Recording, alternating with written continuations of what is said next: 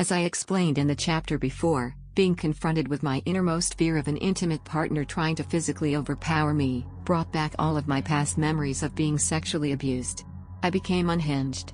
As time went on, I became far more anxious, nervous and hopeless about my life and the future. I was constantly on edge, triggered by every little thing, jumpy at the slightest touch. In my personal life, I felt detached from others around me, and started having difficulty being close to people.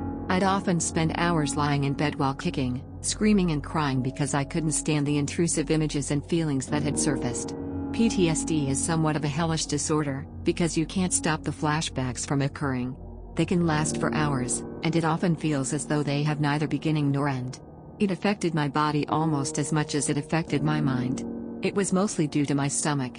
My doctor explained to me that the post-traumatic stress was causing my esophageal sphincter as well as my pyloric sphincter to tighten far too much at times, causing excessive acid to spill out from my stomach. I constantly felt the acid burning in my throat and my lower abdomen. It hurt like hell. Furthermore, the acid started eating away at my stomach lining. I could no longer digest food normally. All of a sudden, I could no longer tolerate dairy, gluten, alcohol or any type of spicy food. After my PTSD was triggered, I could no longer focus on my studies. I almost felt like giving up. Looking back, comparing how I felt back then to how much better I'm doing right now, physically as well as mentally. I have no idea how I even finished my master's program. I knew I needed to get help.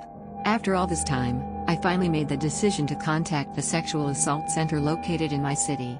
The waiting list was tremendously long. After waiting for over half a year, I could finally start with my EMDR sessions.